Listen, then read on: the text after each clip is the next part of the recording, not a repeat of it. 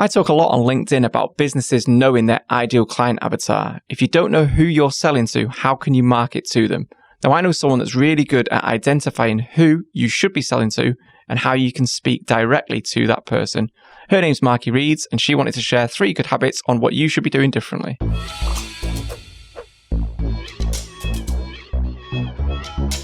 So Markie, thanks for joining me, and hopefully you're going to share with us some of the things we should be doing better when it comes to social media strategy. So I help business owners with social media strategy and management of their platforms, basically. So I help them get visible and confident online. What are some of the things that you see people get so wrong or misunderstand about their sort of social media strategy and social media presence? So the first one for me is they don't know why they're there. They tell me it doesn't work, it's not for them. They're scrolling, they're liking, but it's just not really doing anything for their business. They've not really thought about that. They've not really thought about where it fits within their marketing strategy or their business as a whole. They don't know what time to dedicate to it. It just seems quite messy. They'll tell people they're on social media. They'll put the icons on everything, but they're not really using it effectively. The best example of this, I would say, would be LinkedIn. The amount of people that are on LinkedIn but don't understand the first thing about how to use it, how to engage with people, how to get interest in what they do. That, in my mind, is probably one of the most difficult platforms for people to get their head around if they're from the it's just a place you put your CV mindset, which a lot of people are like that on that platform. Yeah, that's right. And it's the same with Instagram. Like, that's where you put your pictures of your food. Facebook is where you have a moan. Like, we're caught, a lot of people in those old style thinking of what social media is. We haven't, evolved with it. We haven't evolved our thinking as to what it is now and the opportunities within it. So the second bad habit is trying to be all things to all people. So when we're, a business on the high street, we might be the only Italian restaurant. So it's easy for us to stand out. It's easy for us to differentiate and just welcome anybody in who wants a pizza. But when we're online, we're operating slightly differently. We're one of, thousands, millions. So we have to think about it differently. We have to understand who exactly we're talking to. Traditional media was very much, get everybody in, talk to as many people as possible. And then some of them are bound to want to buy from us. But now with social media and analytics and things like that, we can be more targeted. So we can almost pick a person that, maybe is our best customer, who we can deliver, great service to, and try and replicate that and try and find more of those online. I sometimes say to people, who do you sell to? And they say everyone.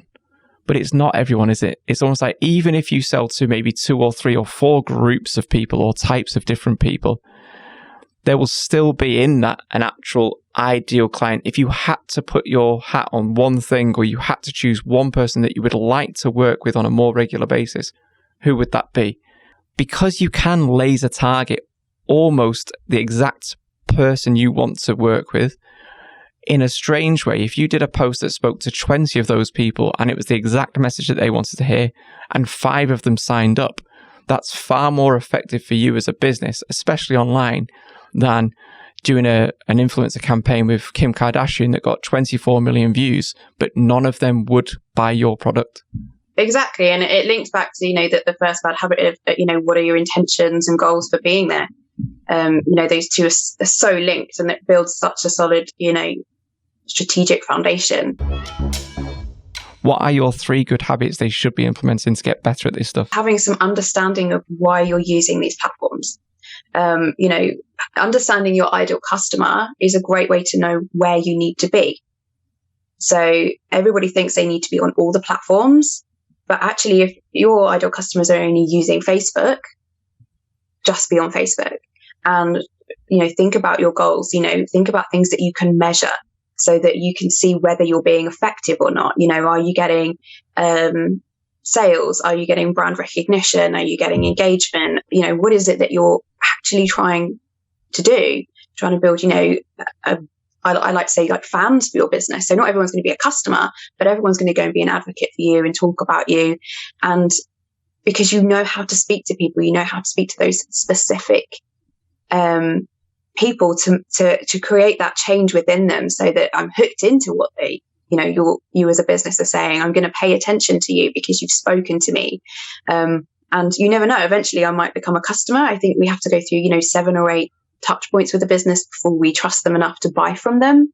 But as a business, you understand that that's what you're doing with people. You're getting their attention. You're trying to, move them closer to your business, and so that they understand what you do and who you help and the results that you get, so that you can either convert them to being a customer or an ambassador for you. If the majority of your clients spend time on Facebook, then you should spend the majority of your time sort of getting to know them, engaging with them, interacting with them, selling to them, advertising to them, if you want to put them in sort of harsher terms, on the platform that they use. Exactly. And, then you're not spreading yourself too thin and not getting results because you're kind of being half-assed everywhere.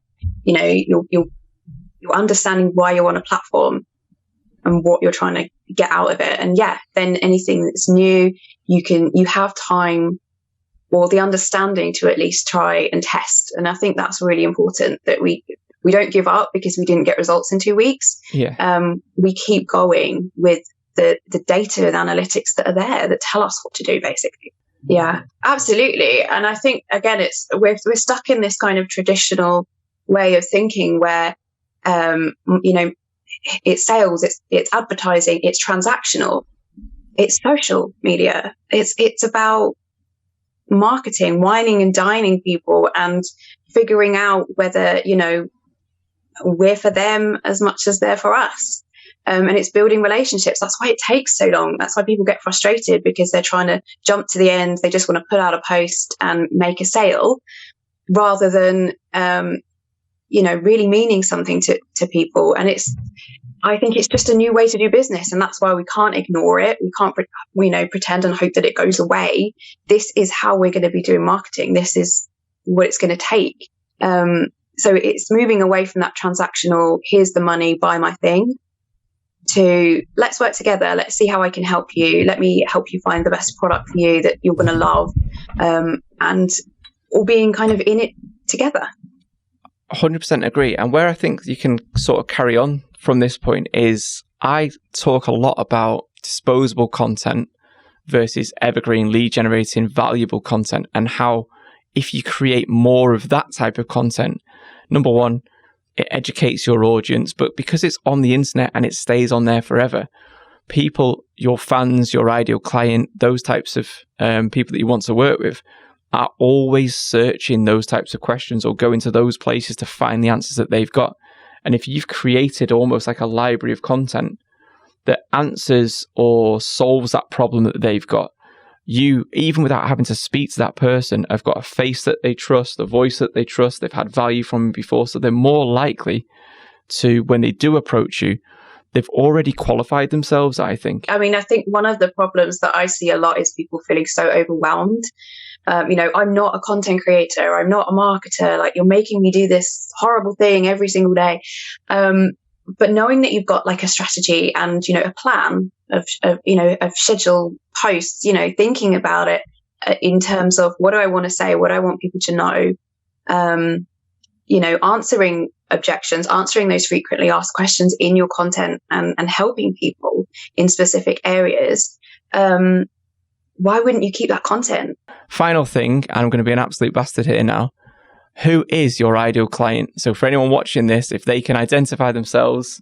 So it's mainly female business owners, people who have bricks and mortar businesses and have probably tried to use social media before, but it's not quite worked for them, or they feel overwhelmed and it's stressful, and they want some support and guidance, someone to help them look at their ideal customer, understand where they need to be, and help them create a content library. Obviously, I do management for them, but I also help people do it themselves as well. So, because it's the more sustainable option. So now every business should be able to answer that question like that succinctly, so they know exactly who they're working with. So where can we find you if you've now spoke directly to me and I am that female business owner that needs that help? So I'm on Instagram, Facebook, and LinkedIn as Markie Reeds or as Digital Reeds.